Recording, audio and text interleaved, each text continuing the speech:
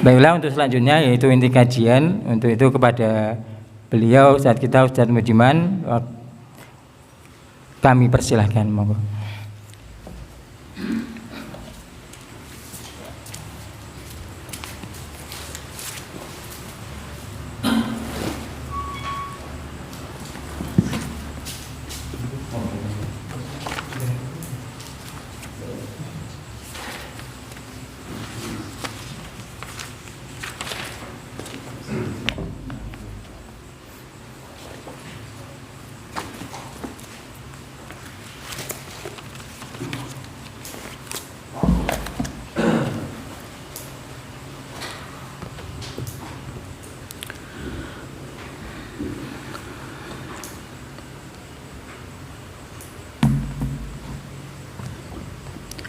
Assalamualaikum warahmatullahi wabarakatuh.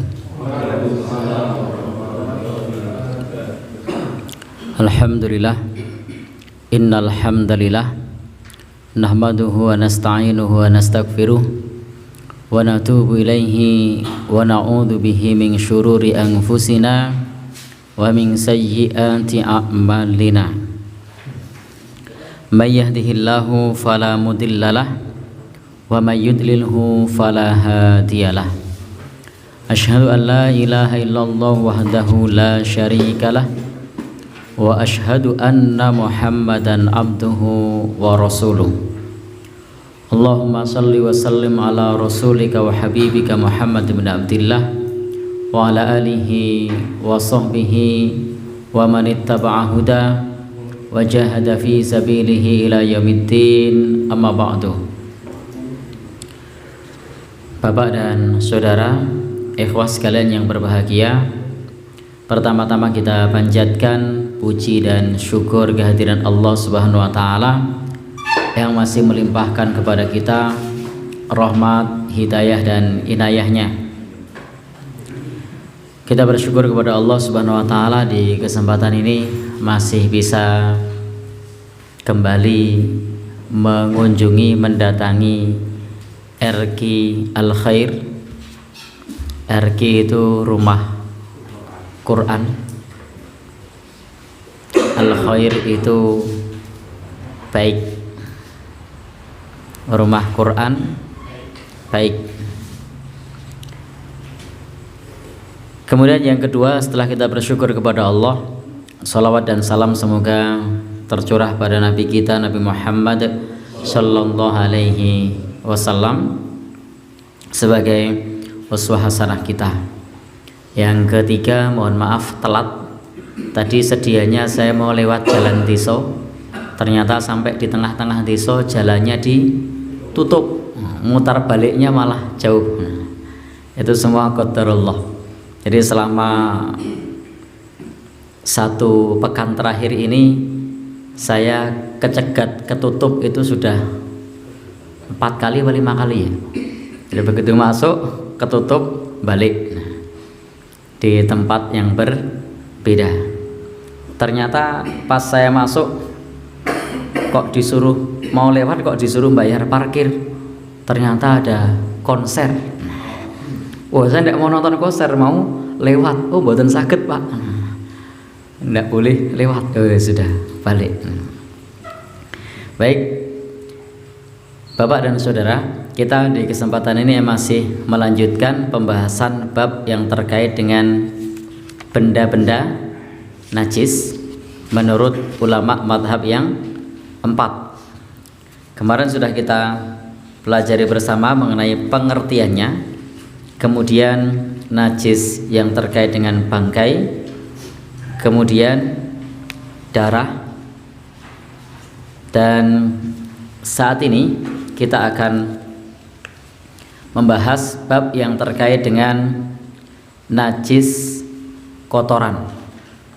Kotoran di sini yang dimaksud adalah kotoran yang keluar dari perut, bukan kotoran yang lain.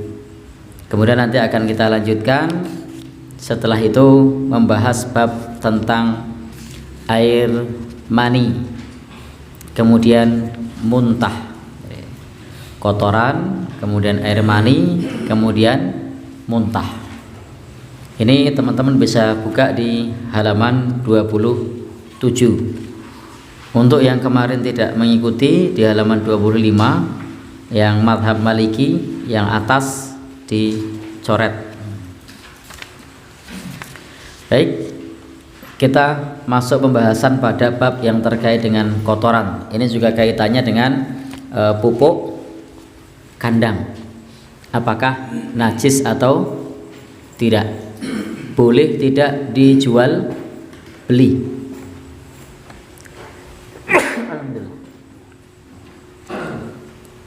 Baik, maka terkait hal ini mengenai masalah pupuk kandang dengan pupuk non kandang atau kotoran hewan yang dagingnya halal dikonsumsi dengan kotoran hewan yang dagingnya tidak halal dikonsumsi, itu para ulama berbeda pendapat. Para ulama berbeda pendapat, dan ini sudah menjadi hal yang lumrah, perbedaan pendapat di kalangan para ulama yang semacam ini. Maka hendaknya kita saling menghormati ketika ada sebagian kaum muslimin yang menganggap kotoran hewan yang dagingnya halal dimakan itu najis, ada pula yang menganggap tidak najis. Tidak perlu menjadi bahan untuk mengolok-olok saudara kita yang memiliki pandangan yang berbeda, karena biasanya ketika menganggap tidak najis kemudian diolok-olok. Demikian pula yang menganggap najis juga diolok-olok. Kalau gitu tidak boleh dijual, tidak boleh dimanfaatkan, dan seterusnya. Maka hendaknya kita ketika melihat pandangan para ulama, apalagi ini adalah ulama madhab yang 4 yang keilmuan mereka tidak diragukan lagi, mereka pun berbeda pendapat. Lalu bagaimana sikap kita? Maka sikap kita sebagai thalibul ilmi, sebagai penuntut ilmu, tidak sepantasnya dan tidak sewajarnya kalau kemudian kita mengolok-olok itu. Tetapi hendaknya kita memilih yang menurut pandangan kita itu lebih kuat. Yang bisa jadi menurut orang lain, pandangan orang lain lebih kuat.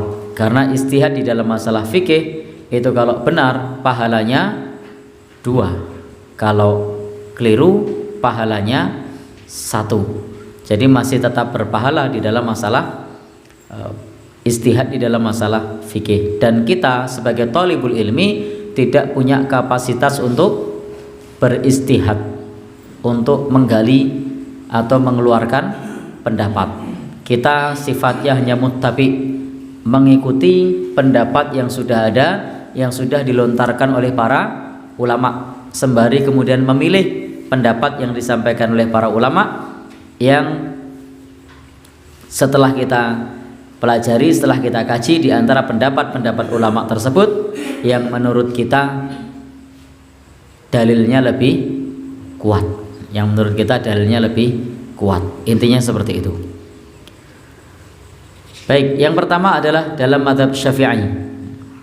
Dalam mazhab Syafi'i bahwa semua kotoran hewan yang dagingnya halal dimakan, apalagi yang tidak halal.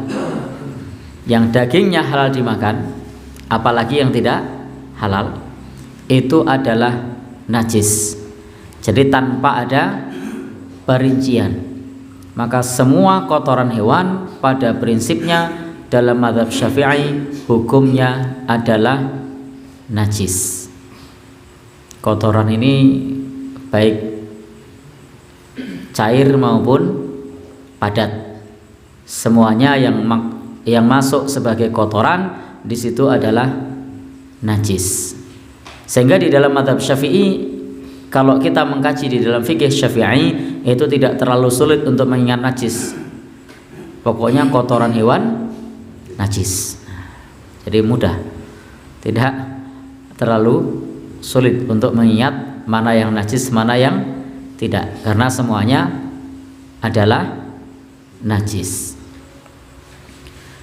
pendapat yang senada sebenarnya juga dilontarkan oleh ulama mazhab Hanafi dengan sedikit perbedaan, tetapi pada prinsipnya masih sama, bahwasanya kotoran hewan yang dagingnya halal dimakan ataupun yang dagingnya tidak halal dimakan itu kotorannya najis. Bedanya kalau dalam mazhab Hanafi diberikan catatan najisnya adalah najis ringan. Najisnya adalah najis ringan kalau dalam mazhab Hanafi. Kalau dalam mazhab Syafi'i kan masuk najis tengah atau mutawasithah. Nah, kalau dalam mazhab Hanafi kotoran hewan yang dagingnya halal dimakan itu tetap najis, hanya saja najisnya najis yang ringan. Meskipun di dalam masalah ini sebagaimana yang tercantum di dalam kitab ini yang teman-teman semua sudah punya kopiannya, itu disebutkan membedakan pada kotoran burung, beda dengan kotoran burung. Menurut mereka kotoran burung kecil yang terbang di udara seperti burung merpati, emprit, apa meneh. Intinya burung-burung yang kecil, maka kotorannya suci. Jadi kotorannya suci. Jika tidak, maka minimal najis ringan. Maka di sini ada perbedaan untuk burung-burung yang kecil. Tetapi pada prinsipnya di dalam mazhab Hanafi dan mazhab Syafi'i masih sama. Kalau kotoran hewan itu najis. Karena meskipun kotoran burung nanti kalau dalam jumlah banyak juga najis. Sehingga prinsipnya sebenarnya masih sama. Maka seperti ayam, kemudian hewan yang kita piara dari berbagai jenis unggas seperti itik, angsa itu bahasa kita apa? Banyak. Nah, banyak itu bukan okeh ya, tapi angsa. Intinya hewan-hewan ini semua itu masuk dalam kategori najis ringan. Baik, tetapi memang di dalam kajian yang semacam ini tidak mesti kalau kemudian madhabnya sama, pendapatnya sama. Ya, tidak mungkin, mesti kalau madhabnya sama, kemudian pandangannya sama. Disitulah kadang kita mengenal istilah Imam Hanafi, kadang kita mengenal madhab Hanafi, kadang kita mengenal sahabat Abu Hanifah. Itu pendapatnya bisa berbeda. Setiap dikatakan madhab Hanafi itu tidak serta-merta itu adalah pendapat dari Imam Abu Hanifah. Sebagaimana ketika disebutkan madhab Syafi'i itu tidak mesti pernyataan dari Imam Asy-Syafi'i. Maka di sini di kitab ini juga disebutkan bahwasanya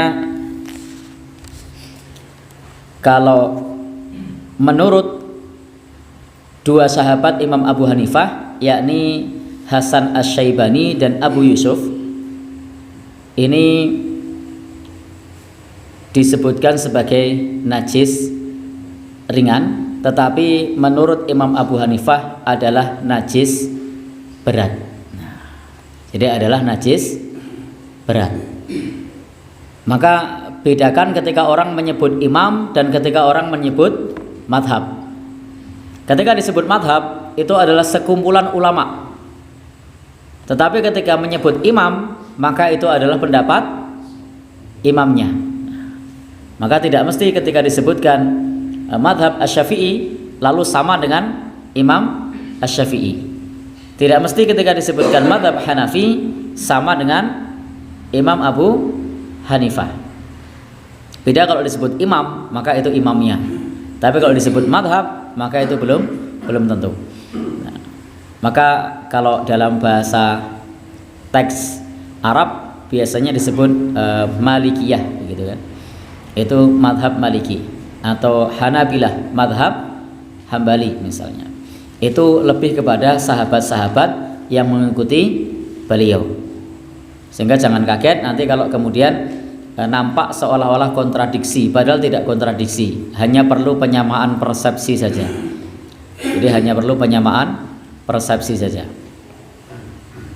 Intinya kalau disebut Malikiyah, disebut Hambali, disebut Syafi'iyah, itu tidak mesti itu adalah imamnya, tetapi itu adalah sekumpulan ulama yang mengikuti imam tersebut, sehingga disebut sebagai madhab tersebut, meskipun tidak sama dengan imam tersebut. Contohnya di sini adalah Imam Abu Hanifah sendiri menyebutkannya sebagai najis berat, tetapi ternyata pada umumnya dari kalangan ulama-ulama bermadzhab Hanafi yang mengikuti beliau atau sahabat beliau itu menyebutkannya sebagai najis yang ringan.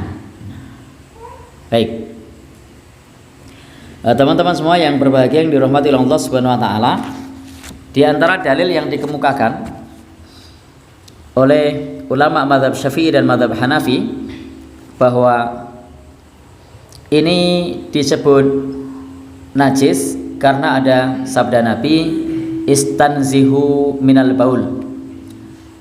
Jadi ada perintah istanzihu minal baul, bersihkanlah tubuh kalian dari pipis atau kencing. Fa inna ammata adzabil qabri minal baul, karena mayoritas siksa kubur itu disebabkan oleh air kencing. Hadis ini menjelaskan bahwa Nabi Shallallahu Alaihi Wasallam memerintahkan para sahabat untuk membersihkan diri dari air kencing. Maka karena ada perintah membersihkan, maka berarti air kencing itu adalah najis. Jadi air kencing itu dapat dipahami sebagai air yang najis. Kata baul dalam hadis itu adalah mutlak, baik kencing hewan ataupun kencing manusia. Jadi dalam pandangan mazhab Hanafi dan mazhab Syafi'i, kata baul itu adalah kencing atau pipis, itu sifatnya mutlak, karena tidak disebutkan pipisnya manusia atau tidak disebutkan pipisnya hewan, tidak pula disebutkan pipisnya hewan yang dagingnya halal, tidak pula disebutkan pipisnya hewan yang dagingnya tidak halal, tetapi disebut pipis, maka artinya adalah umum, mutlak, sehingga semua kencing, semua pipis dalam mazhab Asy-Syafi'i dan juga dalam mazhab Hanafi itu adalah najis. Meskipun kalau saya secara pribadi lebih condong pada pandangan mazhab yang kedua nanti, karena di sini istanzihu minal baul itu ada yang diperintah, bersihkanlah diri kalian dari pipis. Itu mafhumnya yang kita pahami adalah pipis kita, tidak kemudian lari ke pipisnya hewan. Karena yang diajak bicara ini adalah manusia. Bersihkanlah diri kalian dari baul. Maka yang najis di sini adalah pipisnya manusia. Namun demikian kita pahami dalam mazhab Syafi'i ini dipahami sebagai semua bentuk pipis. Dalil yang kedua, contoh dalil yang dipakai adalah hadis dari Nabi Shallallahu Alaihi Wasallam yang diriwayatkan oleh sahabat Ibnu Mas'ud. Jadi ada hadis dari sahabat Ibnu Mas'ud. Atan Nabi Shallallahu Alaihi Wasallam al-ghaita.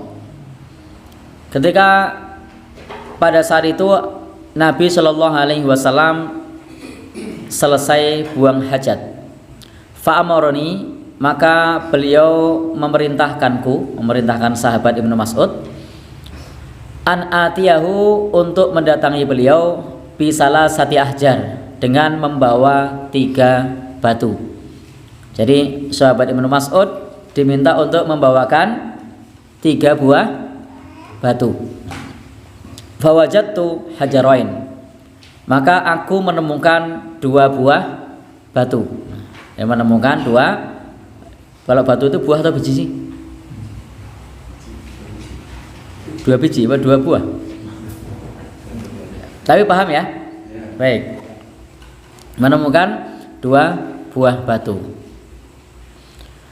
Maka kemudian untuk yang ketiga, sahabat ini terus mencari yang ketiga. Falam ajidhu, dan aku tidak mendapatkan batu.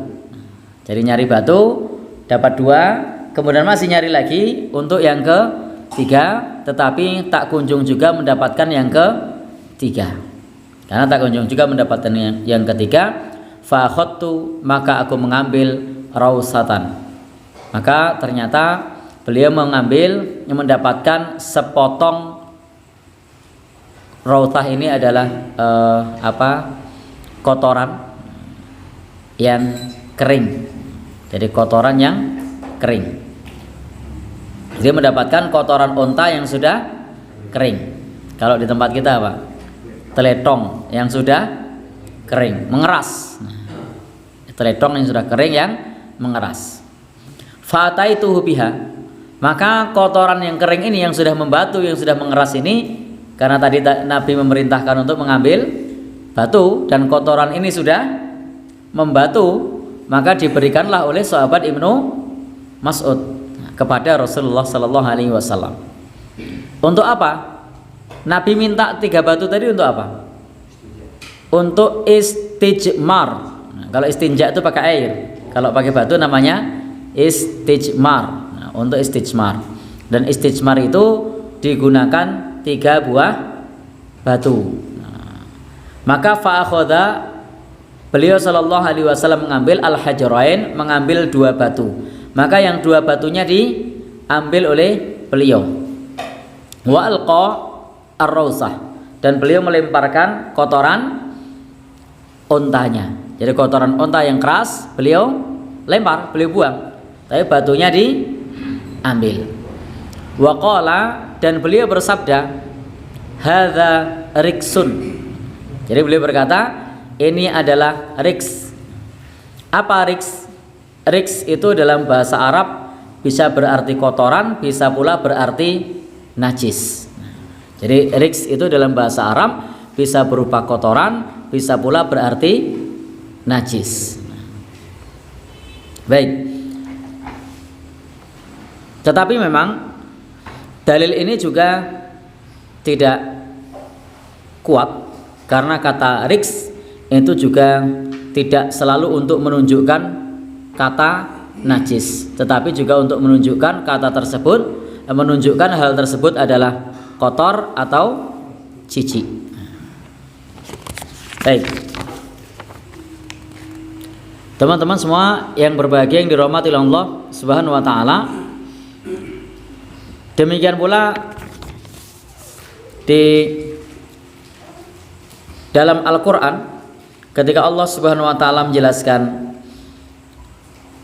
khamr, judi, mengundi nasib dengan anak panah atau berhala, itu menyebutkan rijsun. Ada riksun, ada rijsun.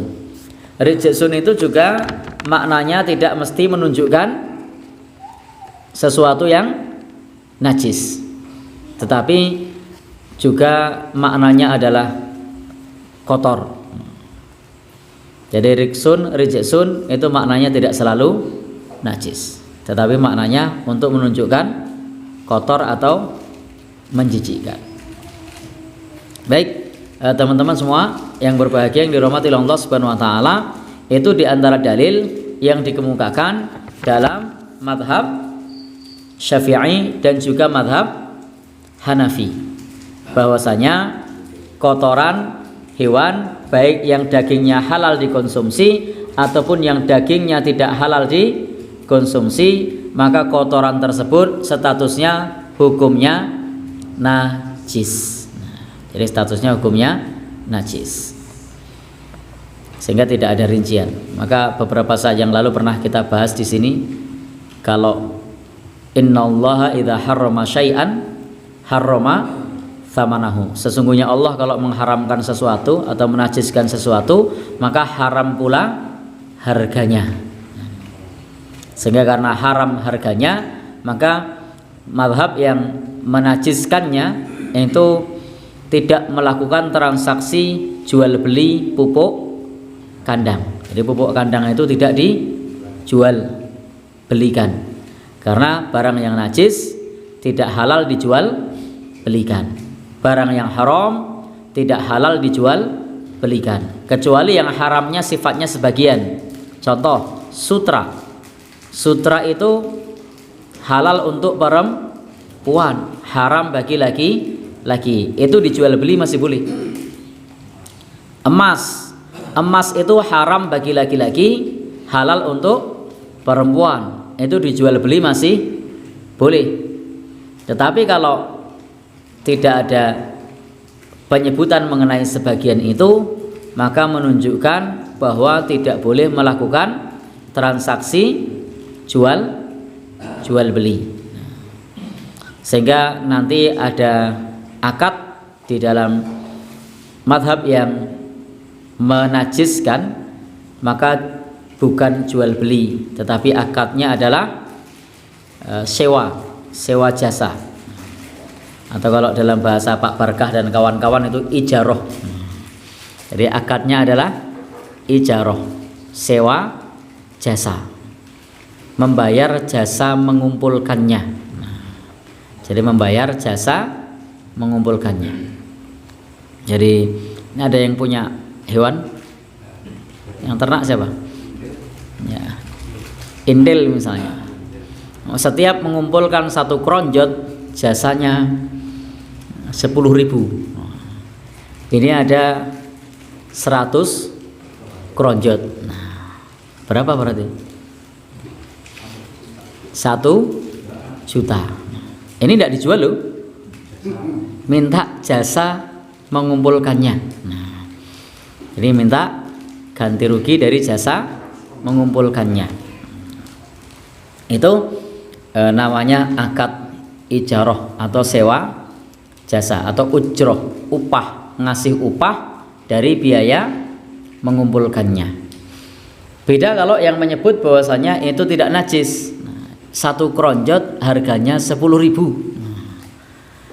Karena ada 100 kronjot harganya 1 juta. Sama apa beda?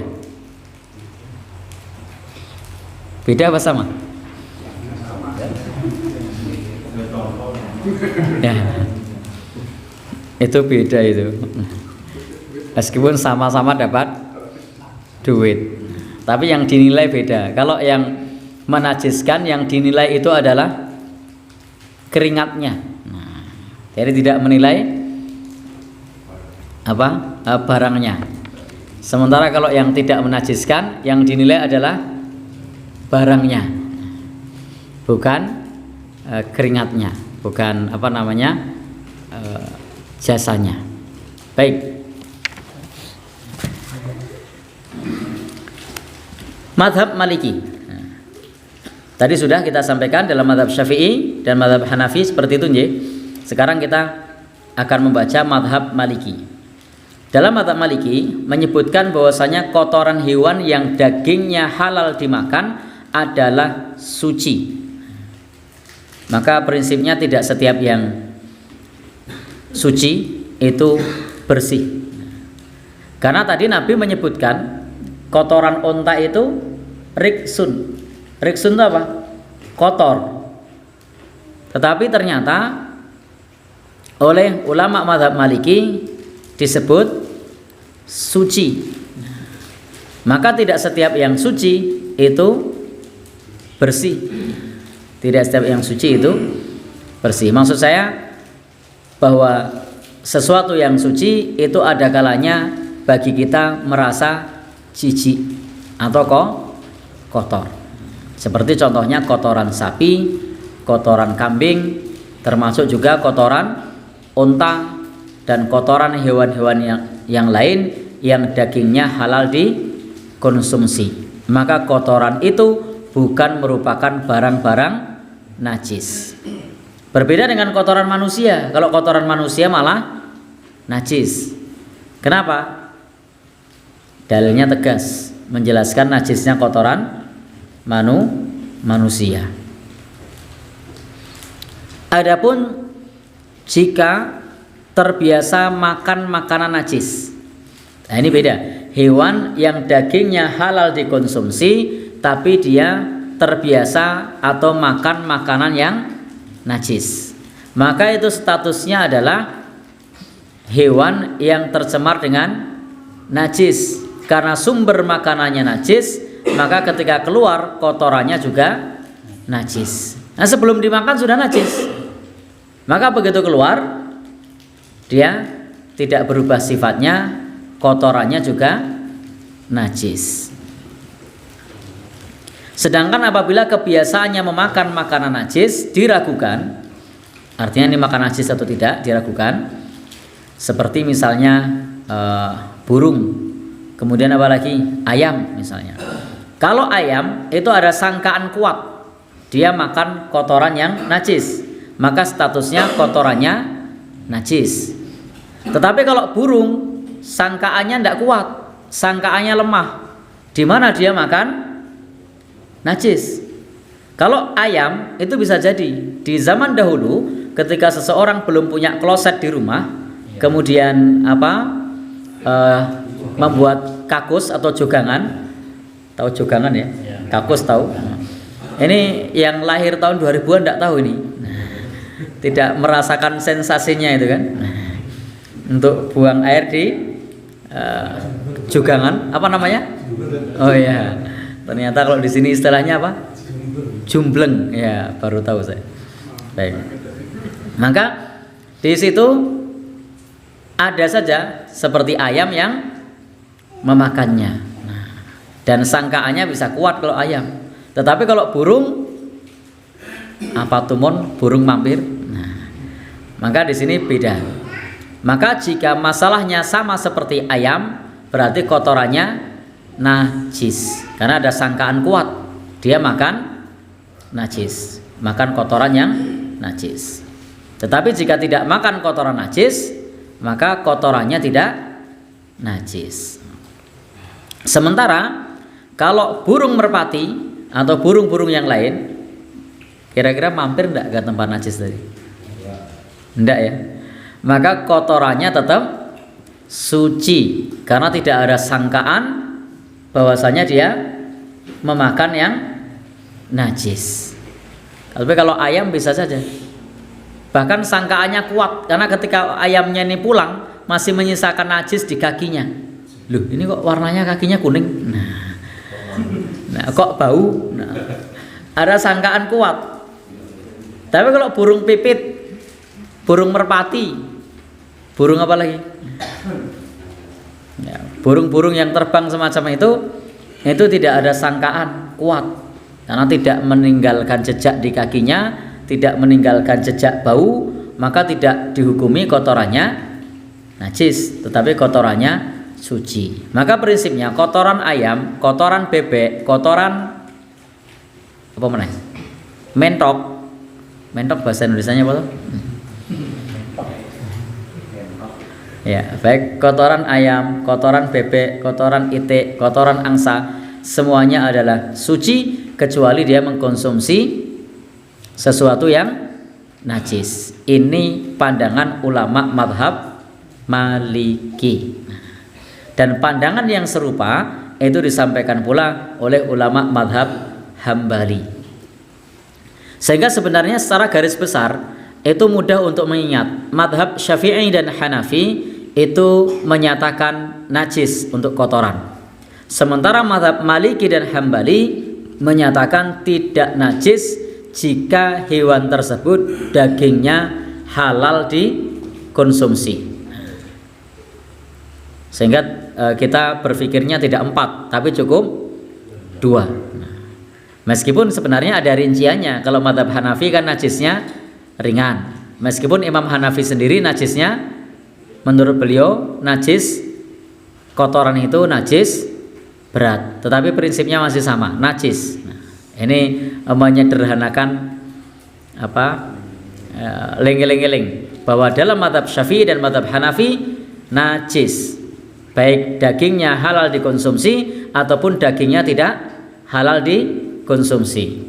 Sementara dalam mazhab Maliki dan mazhab Hambali itu kotoran yang dagingnya halal dikonsumsi itu adalah suci. Tapi kalau dagingnya ini haram dikonsumsi, baru kotorannya najis. Memang ada sedikit titik singgung yang berbeda. Kalau rinciannya dalam mazhab Syafi'i dan mazhab Hanafi tadi bedanya adalah ringan dan pertengahan. Kalau dalam mazhab Maliki dan Hambali, titik perbedaannya meskipun makan kotoran, sekalipun hewan tersebut makanannya adalah najis, maka selama makanan najisnya bukan makanan pokok, makanan pokoknya apa? Maka dilihat hewan ini makanan pokoknya apa. Kalau manusia makanan pokoknya apa? Nasi. Kalau hewan makanan pokoknya katul. Makanan pokoknya katul, lalu kemudian ternyata makan kotoran. Nah, banyak mana porsi kotoran dengan makanan pokoknya? Selama masih banyak porsi makanan pokoknya, yang makan tadi hanya apa istilahnya sesobo, nggo hiburan, nggo selingan, makanan tambahan atau gizi apa? Ya, intinya hanya faktor suplemen tambahan, maka itu statusnya adalah bukan kotoran hewan tersebut tidak najis karena tidak lebih banyak daripada makanan pokoknya. Adapun jika ternyata mayoritas makanannya adalah barang najis, maka baru kotorannya dihukumi najis. Dan insya Allah kalau di tempat kita tidak ada yang mayoritasnya makan najis, bahkan termasuk yang di kandang sekalipun. Karena Pak Barkah ini punya kandang dan ayamnya masih itu Pak. Nah, makanannya kan meskipun di situ ada kotoran tidak dimakan, kotorannya sendiri, tidak mungkin dimakan. Baik. Sehingga Bapak dan Saudara yang berbahagia yang dirahmati Allah, namun jika terjadi binatang itu betul-betul memakan kotoran, maka dikarantina untuk tidak dimakan makanan najis selama 3 hari. Karena ketika selalu makan makanan yang suci, maka kotorannya suci kembali setelah 3 hari. Begitu pula dengan dagingnya.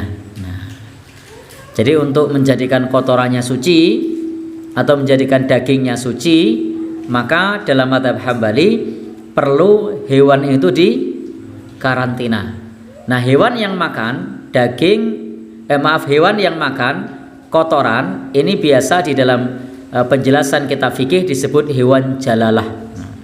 Hewan jalalah itu hewan yang halal tetapi mengkonsumsi makanan yang najis. Itu namanya hewan jalalah. Disebut hewan jalalah karena berubah sifatnya, berubah baunya. Jadi hewan tadi berbau. Contohnya lele. Itu ketika dikasih kotoran manusia, maka lelenya berbau. Nah, maka berarti dia najis. Biar tidak najis, untuk hewan jalalah dikarantina terlebih dahulu selama 3 hari. Dikarantina terlebih dahulu selama 3 hari. Demikian pula hewan jalalah yang lain. Kalau mengkonsumsi sesuatu yang najis, maka dikarantina dulu, diganti pakannya selama 3 hari. Kalau di air ya diganti airnya, karena airnya tercemar najis, diganti selama 3 hari. Maka kotorannya menjadi suci, demikian pula dagingnya menjadi suci. Nah teman-teman semua, lalu apa dalil yang dikemukakan oleh ulama mazhab Maliki dan mazhab Hambali yang berpendapat bahwa kotoran hewan ternak tidak najis? Dalilnya apa? Kenapa disebut tidak najis? Nah, yang pertama, ini hanya beberapa contoh dalil saja ya. Yang pertama, suatu ketika diriwayatkan dari sahabat Anas bin Malik, beliau berkata, "Qatima unasun min Uklin au Urainah." Nah, jadi ada sekelompok orang dari Bani Ungkal atau dari Bani Urainah. Maka pada saat itu mereka ini fastawal Madinah. Maka mereka datang ke Madinah. Maka ketika mereka datang di kota Madinah, mereka menderita penyakit, mereka alergi atau menderita suatu penyakit. Fa'amarahumun Nabi sallallahu alaihi wasallam biliqah wa ayashrabu min abwaliha wa albaniha. Jadi Nabi sallallahu alaihi wasallam memerintahkan agar unta yang memiliki susu banyak untuk diperah, lalu minum air kencing beserta air susu unta. Jadi Nabi perintahkan orang-orang Ukail dan orang-orang Urainah ini yang mereka sakit semacam alergi karena beda situasi dari satu tempat ke kota Madinah yang mereka sakit, lalu Nabi perintahkan untuk meminum susunya dan juga meminum air kencingnya. Abwal itu air kencingnya, minum air kencingnya, dan alban ini dari kata laban, air susunya. Dan jika itu najis, pasti Nabi tidak memerintahkan minum kencing unta. Dan hadis ini riwayat Imam Bukhari. Jadi hadis ini riwayat Imam Bukhari. Jadi hadis ini diriwayatkan oleh Imam Bukhari. Maka ini adalah satu dalil yang kuat, dan apa yang disampaikan oleh sahabat Anas bin Malik ini selain dikemukakan oleh ulama mazhab Hambali, oleh ulama mazhab Maliki, juga dikemukakan oleh Imam Bukhari. Sehingga hadis ini memang sahih bahwa Nabi pernah memerintahkan sejumlah sahabat yang saat itu sakit untuk berobat dengan meminum kencing unta dan susunya. Dan kita sama-sama tahu bahwa Nabi Shallallahu Alaihi Wasallam pernah bersabda, Innallaha anzalad da'wad dawa. Allah itu menurunkan penyakit dan obatnya, wa ja'ala likulli dawa, dan Allah menjadikan setiap penyakit itu ada obatnya. Fatadawau, maka berobatlah. Wala tadawau biharamin, dan jangan berobat dengan yang haram. Andaikan kotoran unta tadi itu adalah najis, maka statusnya juga haram. Tetapi ternyata Nabi perintahkan kepada sahabat tadi untuk meminum kotoran, kencing unta, dan ternyata sembuh. Sehingga ini dalil bahwasanya kotoran unta itu suci, tidak najis. Nah, ini seperti yang tadi di awal saya sampaikan, ketika kita membahas perbedaan pendapat para ulama ini jangan jadi olo-oloan. Karena memang sudah sama-sama kita ketahui bahwa dalam mazhab Maliki dan juga dalam mazhab Hambali menyebutkan kotoran unta itu suci. Sementara dalam mazhab Syafi'i dan mazhab Hanafi menyebutkan kotoran unta itu najis. Ini adalah bagian dari dinamika perbedaan pendapat di kalangan para ulama agar kita saling menghormati pendapat yang berbeda, meskipun pilihan kita bisa jadi berbeda. Kalau saya memilih yang tidak najis, karena hadisnya diriwayatkan juga oleh Imam Bukhari. Meskipun kalau ada yang memilih itu najis, ya kita tidak bisa kemudian memaksakan pendapat, karena memang begitulah ulama dari zaman dulu berbeda pandangan mengenai hukum kotoran hewan yang dagingnya halal dikonsumsi. Yang kadang sangat disayangkan kan perbedaan pendapat malah jadi bahan olok-olokan. Mestinya kita saling menghormati. Diriwayatkan dari sahabat Anas bin Malik pula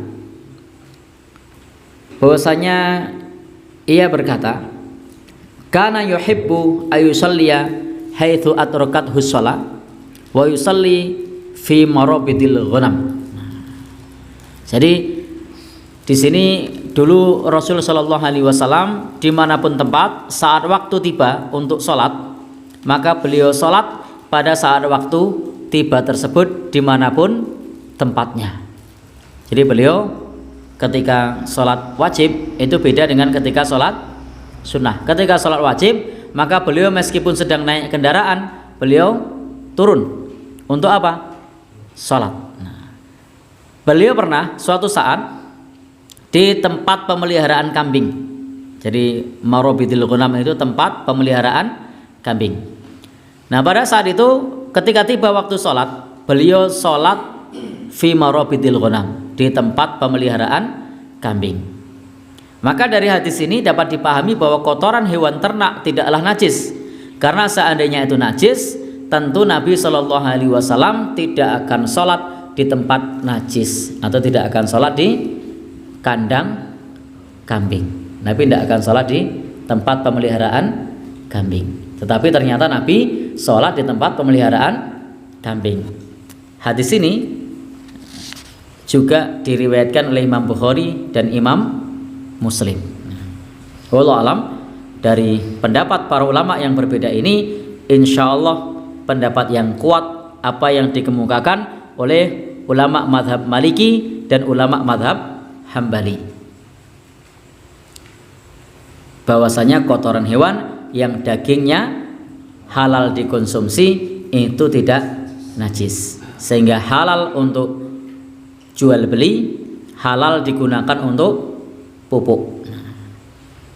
Lalu bagaimana kalau yang menajiskan tadi? Ketika menajiskan tadi, itu yang dimanfaatkan adalah perubahan wujudnya. Maka Imam Nawawi mengemukakan bahwasanya ketika kita memiliki kotoran hewan, maka kotoran hewan itu ketika dimanfaatkan, yang dimanfaatkan adalah perubahan wujudnya. Artinya kotoran hewan tadi digunakan untuk pupuk, memupuk pohon pisang misalnya.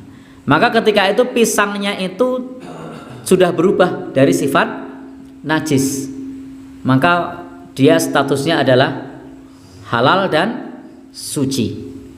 Ini kaidah perubahan wujud. Ketika wujudnya sudah berubah, senyawa kimianya sudah berubah, maka status najisnya pun berubah.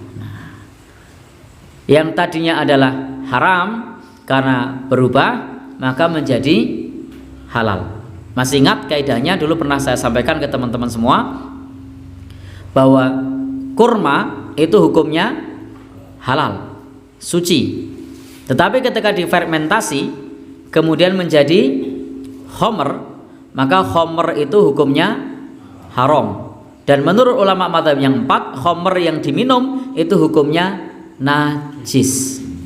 Difermentasi lagi, khomer ini kemudian berubah menjadi cuka. Cuka halal apa haram? Halal. Suci apa najis? Suci.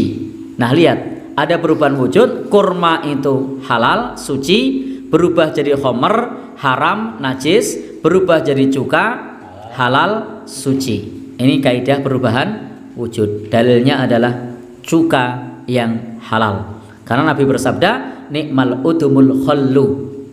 Sebaik-baik lauk adalah cuka. Padahal kita sama-sama tahu cuka itu diproses atau terproses melalui khomer terlebih dahulu. Maka meskipun tadi adalah kotoran ini najis lalu digunakan untuk pupuk, itu statusnya adalah ingin memanfaatkan perubahan wujudnya, bukan kotorannya. Sama halnya misalnya di tempat kita sering kita mendengar misalnya pengembangan vaksin atau satu produk olahan dengan enzim babi misalnya. Maka sesungguhnya enzimnya itu hanyalah sebagai pengembang saja, makanan bagi bakteri itu, makanan bagi bakteri itu. Ketika sudah berubah jadi bakteri, maka statusnya sudah bukan lagi enzim babi, karena sudah berubah jadi bakteri. Jadi sudah berubah wujud. Tapi kalau enzimnya ya haram, najis, tapi berubah jadi bakteri. Baik. Meskipun demikian, nanti pembahasan yang semacam ini terdapat perbedaan pendapat di kalangan para ulama. Tetapi prinsipnya tadi adalah prinsip kaidah perubahan wujud. Baik. Sementara kalau di dalam mazhab yang menyatakan bahwasanya hewan yang dagingnya halal dikonsumsi, kotorannya tidak najis, maka tidak perlu lagi ada penjelasan kaidah perubahan wujud, karena dari awal sudah suci dan boleh dimanfaatkan. Maka boleh untuk membuat kandang ayam di atas kolam ikan, dan bila ikannya dipanen lalu dijual tidak perlu dikarantina terlebih dahulu, karena ikan tersebut bukanlah hewan jalalah. Jadi kalau di atasnya kandang ayam, di bawahnya ada lele, maka ikan ini tidak perlu dikarantina karena statusnya bukan hewan jalalah, karena kotorannya tadi suci. Meskipun saya pribadi ketika posisinya seperti itu, saya memilih di karantina. Jadi saya memilih di karantina. Ini terkait dengan perasaan. Ya. Jadi bukan terkait dengan hukum fikihnya, tapi dengan perasaannya. Apalagi tahu gitu kan. Pak Barkah punya kolam ikan di bawah kandang gitu kan. Tahu-tahu pas silaturahim ke tempat beliau disuguhi le panen dewi. Nah, ya itu ya nang rasa tetap beda. Nah, meskipun secara hukum fikih menurut mazhab Hambali maupun mazhab Maliki itu bukanlah najis, statusnya suci, tapi nang rasa. Maka beda ketika disampaikan oleh Pak Barkah, iki wis tak entas wis ana kok 3 dina, tak ganti banyune. Nah, wah itu makan pun nyaman loh itu. Nah, baik, ini hukum terkait mengenai masalah apa tadi, kotoran. Nah, yang berikutnya yang kedua adalah sperma atau air mani. Oh sudah lebih, besok atau sekarang nih? Sekarang saja ya. Nanti kopiannya ada nambah-nambah teman-teman kalau saya selesaikan. Ya. Untuk sperma atau air mani itu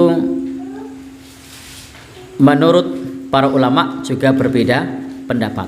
Mazhab Syafi'i menyebutkan bahwasanya air mani manusia baik masih hidup maupun sudah mati adalah suci jika keluarnya setelah genap berusia 9 tahun.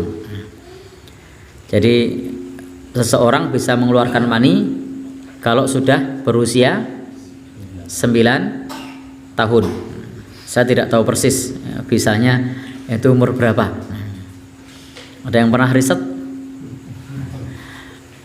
Intinya prinsipnya air mani itu suci, sekalipun keluar masih dalam bentuk darah, maksudnya berwarna merah. Jika keluarnya dengan cara dan dari jalan yang biasa, ini tidak usah dibahas, sudah sama-sama tahu. Adapun jika tidak, maka najis. Jadi keluarnya tidak dengan jalan yang biasa. Wallahu alam apa yang dimaksud yang keluarnya tidak dengan jalan biasa. Dalil tidak najisnya adalah hadis riwayat Al-Baihaqi bahwa Rasulullah Shallallahu Alaihi Wasallam ditanya tentang air mani yang mengenai pakaian, maka beliau menjawab maknanya sesungguhnya itu seperti dahak atau ingus. Nah, maka Bapak dan saudara yang berbahagia yang dirahmati oleh Allah Subhanahu wa taala, statusnya adalah suci. Berbeda kalau air maninya itu dari hewan yang najis. Contohnya anjing dan babi, atau hewan apa saja yang dilahirkan dari anjing dan babi. Nah, baik, ini kita percepat ya, nanti tidak kemalaman. Mazhab Hambali juga menyebutkan bahwa air mani manusia adalah suci jika keluar dari jalannya yang biasa, baik dia apa istilahnya laki-laki maupun perempuan, maka statusnya dia air maninya adalah suci. Sehingga Bapak dan saudara, ketika seseorang merasakan kenyamanan kemudian keluar air mani, maka air mani ini suci, tidak najis. Dan ini memang ketika kita membahas bab ini ada perbedaan pandangan di kalangan para ulama.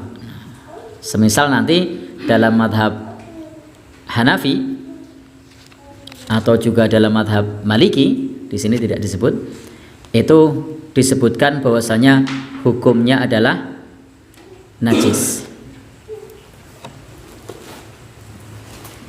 Ya, ini ada pembahasan di kitab lain. Baik, teman-teman semua yang berbahagia yang dirahmati oleh Allah Subhanahu wa taala, ikhtalafal ulama, para ulama berbeda pendapat.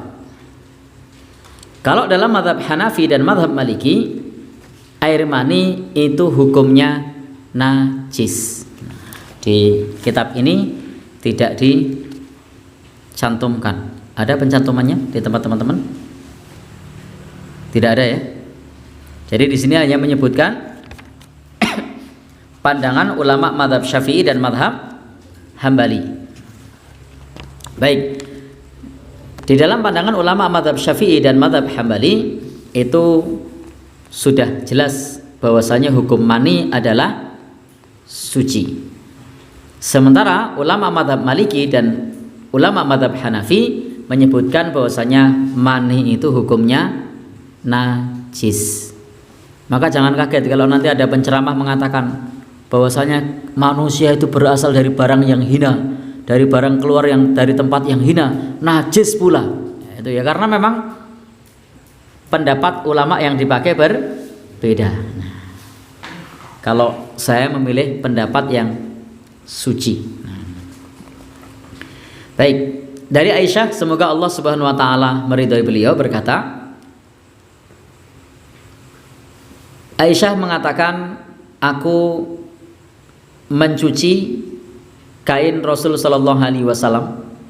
Jadi beliau membasuh kain Rasul sallallahu alaihi wasallam karena junub, fayakhruju ila shalah, dan beliau keluar untuk sholat, artinya beliau akan ngimami. Dan ketika masih tersisa mani yang kering, laqad kuntu afrukuhu min saubi Rasulillah, maka saya kerik dari kain Rasul sallallahu alaihi wasallam, farkan fayusalli fihi. Jadi dikerik, lalu kemudian beliau sallallahu alaihi wasallam sholat dengan kain yang tadi dikerik oleh Aisyah. Jadi terdapat air mani di kainnya lalu dikerik. Maka ini menjadi dalil para ulama mengenai suci atau najis. Ulama mazhab Hanafi dan mazhab Maliki menyebutkan najis. Dalilnya apa? Dalilnya Aisyah tadi membasuh. Karena dibasuh maka menunjukkan mani itu najis. Sementara mazhab Syafi'i dan mazhab Hambali menyebutkan bahwasanya suci. Kenapa suci? Karena hanya dikerik. Jadi karena hanya dikerik. Andaikan najis pasti harus dicuci, dibasuh. Ya, harus dibasah. Tetapi ternyata cukup dikerik. Disinilah letak pandangan para ulama yang berbeda. Dan mani ini adalah asal usul manusia. Maka manusia itu suci. Manusia itu tidak najis. Nabi bersabda, innal mu'mina la yanjus. Orang beriman itu tidak najis. Badannya juga tidak najis. Kemudian juga Nabi SAW tidak memerintahkan Aisyah untuk mencucinya sebagaimana kalau pipis atau najis yang lain, tetapi hanya dikerik dan beliau gunakan untuk sholat. Sehingga teman-teman pilih yang mana nih? Dikerik apa dicuci? Kok tidak ada yang jawab? Kalau basah itu dicuci, kalau ya. kering itu dikerik. Baik, ini ada jawaban pertengahan. Kalau basah dicuci, kalau kering dikerik. Kalau basah tidak dilap pakai tisu, Pak. Ya, baik. Intinya di sini ulama berbeda pendapat. Baik, jadi ulama berbeda pendapat mengenai masalah hukum mani. Tidak perlu kita perpanjang lebar ya, kita percepat. Bagaimana kalau madhi dan wadi? Maka ini menurut madhab Hambali menyatakan kesucian madhi dan wadi jika keduanya dari hewan yang dagingnya boleh dimakan. Tetapi para ulama pada umumnya kalau ini madhi itu hukumnya najis. Madhi itu cairan yang keluar akibat kalau anak muda menghayal. Kalau sudah berkeluarga pemanasan. Wis rasa tuwa-tuwa. Intinya wis paham. Nah, jadi gimana? Yang penting paham lah. Karena kalau yang begini jangan diperdalam. Nanti kalau sudah paham ya sudah. Maka madhi itu menurut para ulama insya Allah yang kuat adalah najis. Kalau madhi, kalau mani itu tidak najis. Berikutnya adalah muntah. Berikutnya muntah. Kenapa ini perlu saya selesaikan supaya kopiannya pekan depan ganti. Ini kalau tidak saya selesaikan 3 kali tidak ganti kopian. Jadi biar kehadiran teman-teman tuh ada daya tariknya, dapat kopian baru gitu kan. Kalau masih sama kan tidak ada daya tariknya, kopiannya masih yang kemarin lagi gitu. Baik. Untuk muntah itu ada yang namanya koi dan ada yang namanya kolas. Ada namanya koi, ada namanya kolas. Kalau koi itu muntah makanan, kalau kolas itu muntah cairan. Jadi muntahnya air itu namanya kolas. Kalau muntah makanan namanya koi. Kalau bahasa Indonesia apa kuwi bedane? Kalau saya ketika ngeruqyah itu juga tipe muntah macam-macam. Ada yang muntahnya keluar makanan. Ada yang muntahnya hanya keluar air, ada yang hanya muntahnya lendir-lendir. Ada yang kalau muntah itu suaranya tok, orang tua popo. Jadi macam-macam. Karena salah satu pemandangan yang saya saksikan hampir-hampir hari-hari menyaksikan orang muntah. Sampai apal tipe muntah. Baik, lanjut. Mazhab Hanafi mengatakan bahwa air muntahan adalah najis mughalladzah. Ada rinciannya, silahkan nanti dibaca di rumah. Mazhab Maliki menjelaskan al-qai' muntah makanan yang keluar dari lambung setelah berada beberapa saat di dalamnya. Maka ini hukumnya najis. Jadi hukumnya adalah najis. Sementara kalau muntahnya air ketika lambung dalam keadaan penuh maka tidak najis. Ini kalau dalam mazhab Maliki. Kalau Hanafi tadi dia statusnya adalah najis. Kemudian untuk rinciannya silahkan dibaca di rumah atau besok pekan depan kita sedikit ulangi, sedikit perdalam. Mazhab Syafi'i, muntah adalah najis. Jadi muntah adalah najis. Maka Bapak dan Saudara yang berbahagia yang dirahmati Allah Subhanahu wa taala, kemudian untuk dalam mazhab Syafi'i itu ada perbedaan dari lambung atau bukan. Karena pada prinsipnya kalau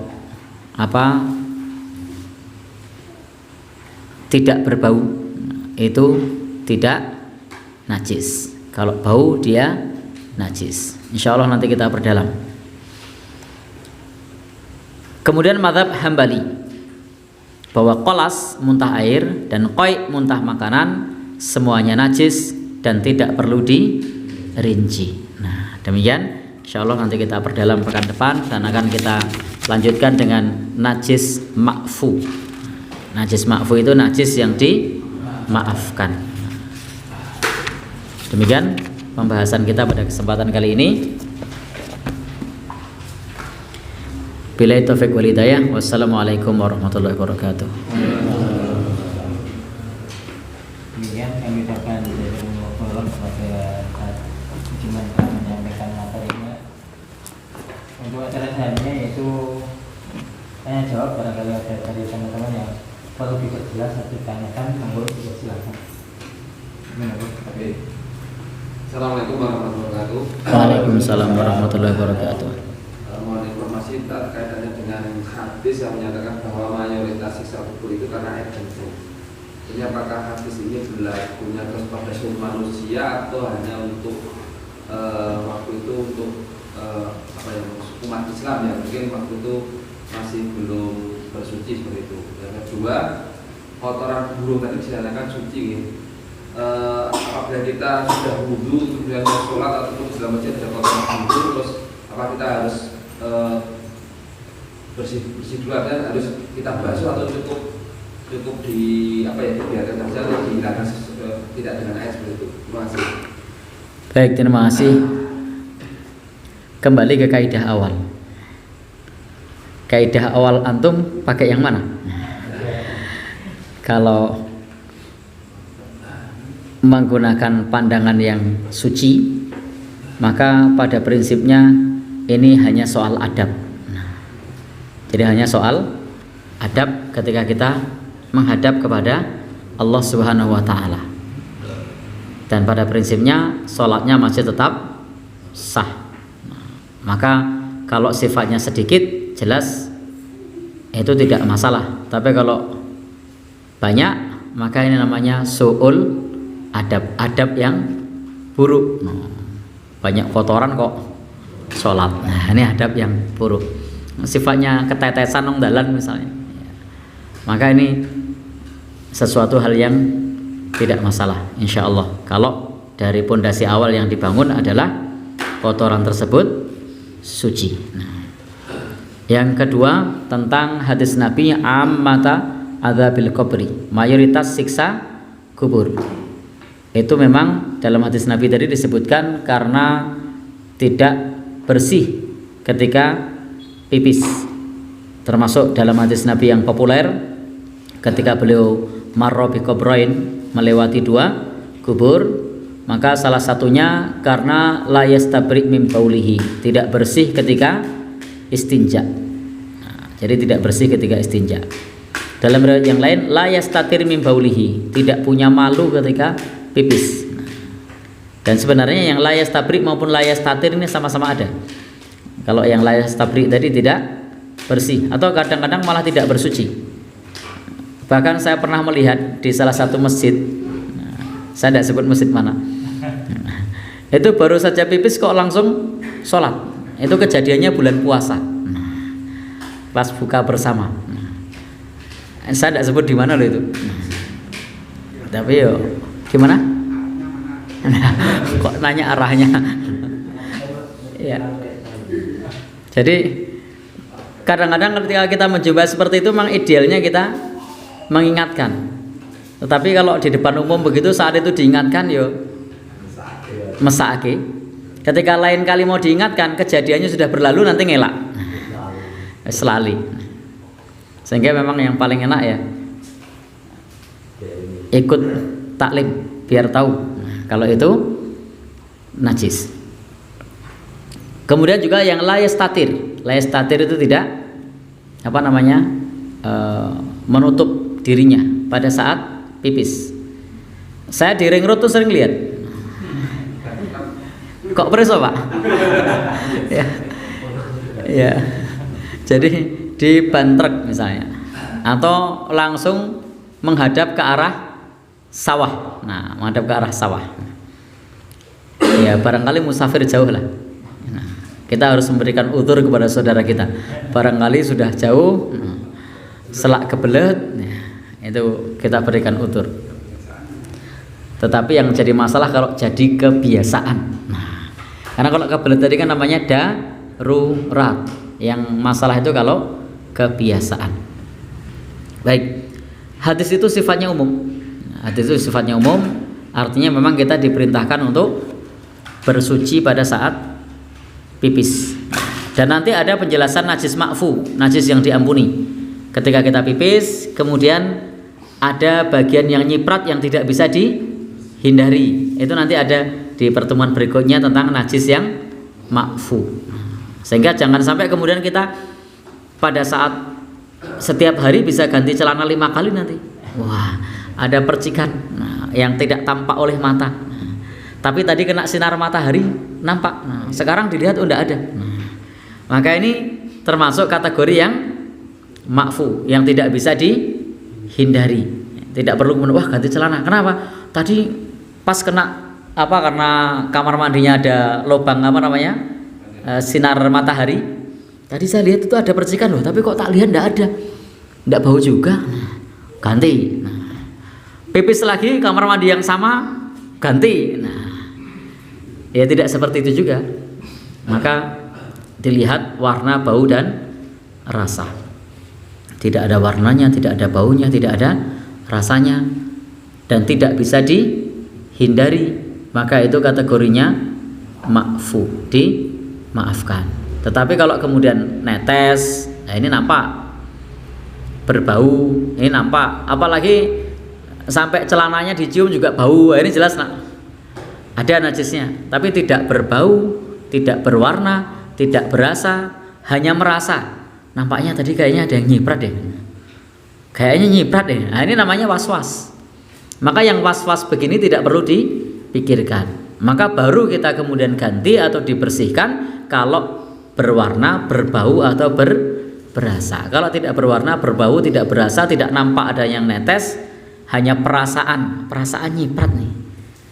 Perasaan ada, ini namanya was-was. Itu abaikan saja. Kalau perlu malah selepas kita pipis itu celananya diperciki air biar tidak ragu.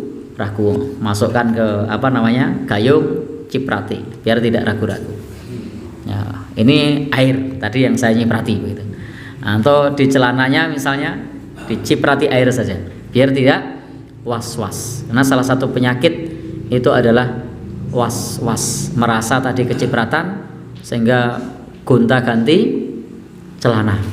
Mending gonta-ganti celana. Ada yang was-wasnya wudu bolak-balik. Saya pernah punya pasien ruqyah itu wudu sampai habis 1 water torrent itu iya, itu nyata itu. Nah, wudu. Ada yang was-wasnya takbir itu. Sampai imamnya baru rukuk itu takbirnya baru dimulai. Allah, enggak jadi, belum khusyuk. Allah, belum khusyuk. Begitu imamnya sudah rukuk baru Allahu Akbar nyusul. Ya. Ini was-was. Ya, prinsipnya gitu Pak ya, bahwa itu najis umum untuk seluruh kita semua. Dan hendaknya kita melakukan istinja yang benar. Selama sesuatu hal tersebut sifatnya bukan merupakan was-was yang memang betul-betul terjadi, maka perlu untuk dibasuh, perlu untuk dibersihkan. Tapi kalau hanya was-was, hanya nampaknya padahal tidak ada, maka itu tidak perlu. Atau sesuatu yang tidak bisa dihindari, percikan yang sifatnya mikromili begitu, itu tidak perlu dihiraukan. Wallahu a'lam bishawab. Katanya dengan kompol anak kecil kan biasanya di kasur hanya di PP lah, itu apakah masih najis? Karena katanya baunya masih najis. Ya, antum pakai mata Bapak. Antum pakai mata Bapak. Ya, karena kita fikihnya 4 mazhab. Jadi kalau fikih Hanafi bahwa salah satu cara menghilangkan najis itu bisa dijemur. Jadi memang ulama berbeda pendapat. Insya Allah nanti akan kita perdalam. Jadi awalnya itu pakai madhab mana itu sangat berpengaruh mengenai masalah cara mensucikannya. Allah alam bishawab.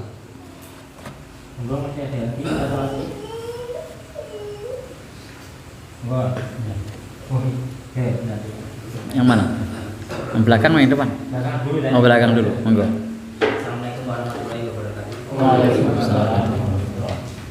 Mungkin yang sering kita temui baik di rumah maupun di masjid itu ada kotoran cicak, Ustaz.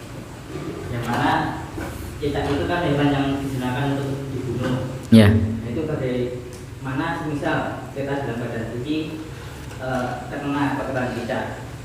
Itu Ustaz. Ya, terima kasih. Kotoran cicak yang depan sekalian, biar jawabnya cepat nih.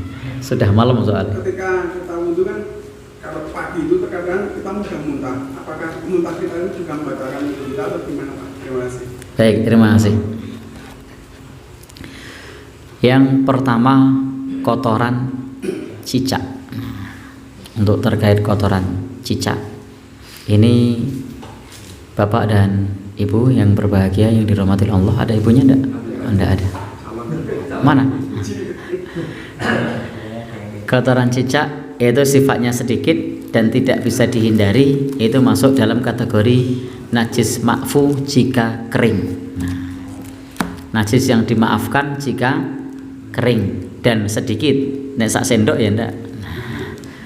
Jadi misalnya kering ada di sajadah misalnya dan tidak bisa dihindari, ini masuk najis ma'fu. Nah kalau basah nemplek teplik nang irung maka harus bersuci, harus dibersihkan karena tidak bisa ma'fu itu meninggalkan jejak. Nah, tidak cuman bau itu yang ditinggalkan, warna juga ditinggalkan, rasa juga ditinggalkan. Beda kalau kering. Nah, yang biasa dijumpai di beberapa masjid itu biasanya yang kering. Nah, untuk kasus yang kering itu masuk najis ma'fu, yang dimaafkan. Untuk mengenai masalah muntah, pada umumnya tadi para ulama itu menyebutkannya sebagai najis. Nah, karena itu sebagai najis, maka hendaknya kita berkumur karena para ulama pada umumnya menyebutkan najis meskipun tadi ada rincian keluarnya dari lambung atau bukan, nah, air atau bukan, maka ikhtiyat, bentuk kehati-hatian, hendaknya berkumur-kumur. Batalkan wudhu nggak? Insya Allah tidak. Jadi insya Allah tidak. Wallahu alam bishawab. Cukup? Ya, insya Allah nanti untuk masalah muntah kita perdalam lagi. Untuk hari ini karena memang waktunya sudah terlalu malam. Wallahu alam bishawab. Monggo. Baik, terima kasih. Kemudian acara selanjutnya yaitu pengumuman. Assalamualaikum warahmatullahi wabarakatuh. Alhamdulillahirrahmanirrahim. Marilah kita panjatkan puji syukur kepada Allah yang mana telah memberikan nikmat pada kita sekalian dan begitu banyak, namanya iman, Islam dan kesempatan, sehingga pada saat ini kita bisa silaturahmi di rumah Quran Al-Khair dalam rangka mengikuti kajian 4 madzhab dari Ustadz Musliman. Bapak-bapak sekalian, pertama kami ucapkan terima kasih atas kehadiran bapak sekalian untuk datang rawuh di tempat ini untuk mengikuti kajian kita rutin tiap malam Senin dengan Ustadz yang sama dan pembahasan yang berkelanjutan. Terima kasih, semoga kehadiran bapak sekalian dan kita semua selalu memberikan manfaat keimanan kita. Amin ya rabbal alamin. Selanjutnya bapak sekalian, malam Kamis apabila bapak sekalian senggang waktunya juga dimohon rawuhnya mengikuti taksin dari Ustadz yang rawuh dari Mahat Al-Azhar gitu. Kemudian selanjutnya terima kasih kepada teman-teman yang pada kemarin dan saat ini itu selalu ada yang membawa makanan ringan untuk bisa kita dahar ma'am bareng-bareng. Terima kasih ya, semoga menjadikan amal panjenengan dan Allah sendiri yang akan menggantinya dengan pahala yang sangat besar. Amin ya rabbal alamin. Dan maaf ini untuk yang teman-teman kami tadi yang mengirimkan makanan, itu semua tidak bisa kita keluarkan malam hari ini karena tak tahu kabeh kokean. Ada sebagian yang kami tinggal di dalam, namun jangan khawatir kalau itu nanti nggosopo. Itu tetap kita sampaikan nanti, karena tiap hari Senin sampai hari Ahad sore itu kan ada ustadz dan ustadzah yang rawuh di sini, sehingga alhamdulillah nyudo leku tuku pacitan. Itu jadi nanti kita untuk menjamu para ustadz dan ustadzah itu, misalnya yang dari teman kita tadi yang belum saya keluarkan, nanti akan kita keluarkan untuk besok sore ya, karena alhamdulillah ustadz yang rawuh di sini itu sangat banyak ustadz ya, kadang-kadang ya rata-rata 7 tiap sore itu, tapi kadang-kadang juga sampai 10, 12 ya, katanya ikut ke sini alhamdulillah ya. Sehingga apa yang Bapak bawa tadi yang belum saya keluarkan, mohon maaf, itu tetap kami sedekahkan, panjenengan kita sedekahkan untuk nanti para ustadz. Demikian. Kemudian yang terakhir Bapak sekalian, bahwa setelah Al-Khair ini menerima wakaf ya dari Ibu Messi, itu 1719 meter persegi yang sebelah barat gedung ini, dari depan masjid itu yang tidak ada konbloknya, itu insya Allah nanti akan segera kita bangun, dan itu sudah material sudah mulai datang ya, ada pasir, ada batu, ada batako, dan untuk balungannya itu malah sudah turah. Kemudian ini saya kemarin pagi agak siang, sekitar jam 7:30 itu saya ditemui seorang ketua takmir masjid. Beliau mengatakan begini, Pak, masjid saya itu sudah bagus, Pak, masjid saya itu udah nggak ada yang saya bangun lagi, dan sudah sempurna. Lah infak di masjid saya itu masih terkatung-katung puluhan